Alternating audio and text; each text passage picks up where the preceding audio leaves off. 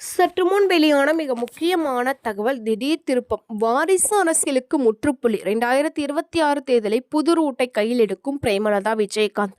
சட்டமன்ற தேர்தலை முன்னிட்டு தேமுதிக பொதுச்செயலர் பிரேமலதா விஜயகாந்த் உள்ளம் தேடி இல்லம் நாடி சுற்றுப்பயணத்தை மேற்கொண்டு வருகிறார். அதே சமயம் தமிழகத்தில் இந்த முறை கூட்டணி ஆட்சி அமைவதற்கு அதிக சாத்தியங்கள் இருப்பதாகவும் 2026ஆம் ஆண்டு நடைபெற்ற தேர்தல் இதுவரை அரசியல் நாம் பார்க்காத தேர்தலாக அமையும் என்றும் கூறி வருகின்றார்.